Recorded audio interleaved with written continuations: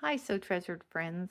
Welcome to the second video for the Dory Boat. I hope you watched the introductory videos, and I apologize for not getting the second one out sooner. I did film it, but I had all sorts of problems getting sort of editing it, getting the lighting right, not having this camera, which is still shaking, to be stabilized. And I'm just not a techie person, so editing and uploading and getting it all right, I just didn't think it was good enough. But I haven't given up. I've actually drove to Home Depot tonight and I got this. It's called the Squeeze. I guess it's a car phone holder, and I've taped it to my desk. So I hope this works, and I hope you can see what I'm doing. So off we go. So you saw some of the boats in the first video, some ideas, and you can see some of them at the back here. But this is the Dory Boat, and it comes with templates for 3 sizes: a small, medium, and large. And there's a little sail kind of pattern on my blog at sewtreasured.com. And I don't often make it with a sail because I don't think it needs it, but it's kind of cute if you're doing it as a sort of a decorative kind of, I guess, centerpiece or something, or just wanted to do a message or a theme boat or something. It's an option, but with children, I tend to stay away with things that are very pokey. So these little boats are very safe because you can't hurt yourself with them, and they can't hurt each other, and they can put things in and scoot it around and nothing's going to happen.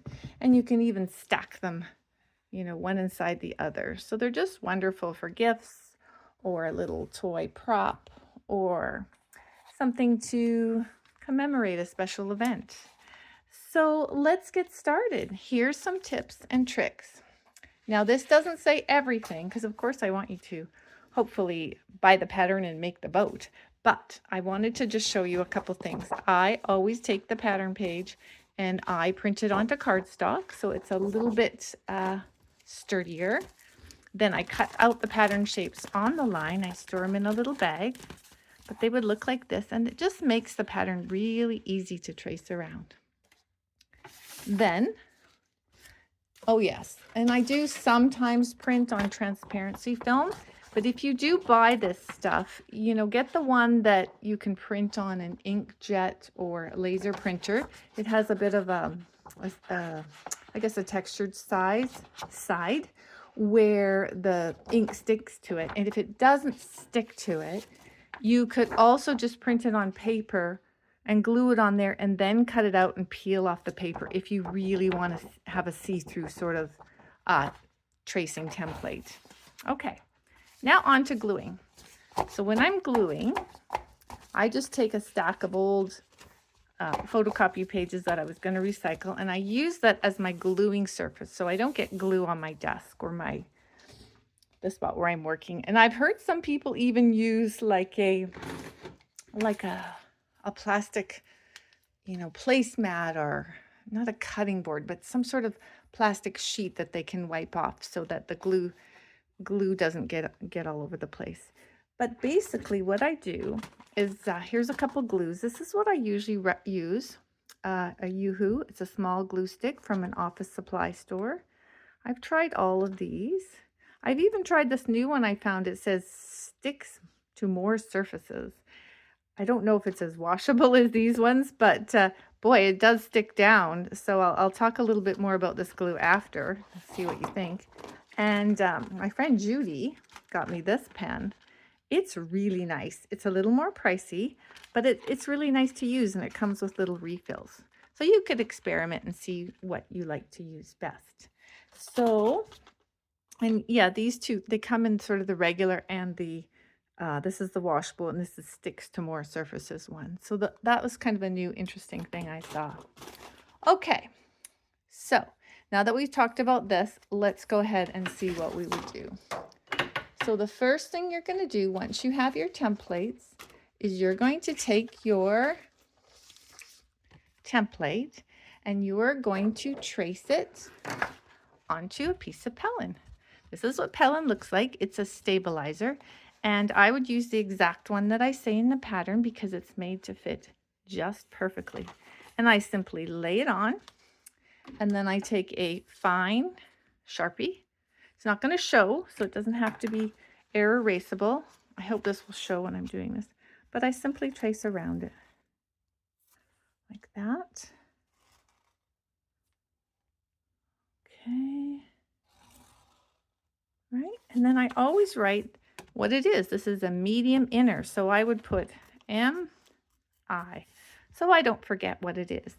And then I would just cut it out on the line, and I would do all the pieces. So that would be, you would do the one side of the boat, the other side of the boat, and the little back square piece of the boat. So let's say we did that and we cut them out, and you would have pieces that kind of look like this. There. So you'd have two boat side pieces, one back, and you would have, where's the complete set here? I'll show you the complete set. Let's say, here's one I did, medium, medium outer. That's the boat bottom and that's the boat back. So I don't know if you can see it. It would go like this. Hopefully this is showing on the video, and this would be the other side. Okay. So you've got your little pieces, and they're really fun because once they're cut out, they can sit there. And then when you have a little bit of time, you can think, oh, what am I going to make my boat out of? And you can wrap with your fabric. So how do you wrap it? So I would simply take my fabric, lay it down, and then to find the piece, here's the little piece for the boat back. I'll show you. I would simply put it on there like that. And I would cut out around it, just like it says in the pattern. You want just enough so that it can wrap around and stay stuck down to the stabilizer. Just don't know how hard doing this on camera is when the camera's in your way and you can't see what you're doing with your hands. I'm sure people have a better way of doing this. Well, let's say that there's that, like, what would that be? That 1/2 inch, centimeter. And basically you just put your glue on. Where's that blue glue stick? I have a blue one. It doesn't dry blue, it dries clear, but you just put a little bit on the edge here and a little bit here, and then you simply fold it over. So you would do this.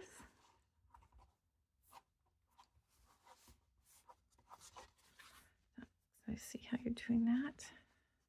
See how that's done? And then the same on the top. Boop.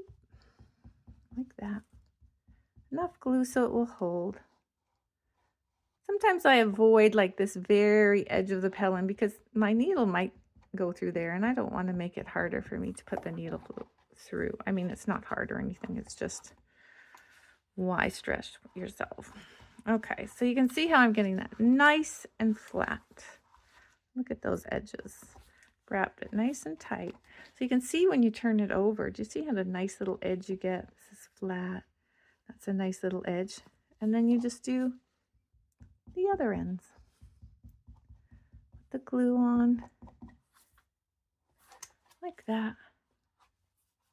And here we want this little piece to stay below that line, right? So it's not sticking up on the other side. Does that make sense? Same thing on the other side. Little glue on both. So easy. It's not really messy. And this, once if it gets gluey, you can just fold it over. It's from my teddy bear pattern. And do the same thing. Very fast, very simple, very easy. So you have this yummy little shape, which is your back boat. Okay. Now let's say all your pieces were done. So here's some other ones that I did previously. I still have this one to do, but I'd like to show you next my ironing trick in my next video. See you there.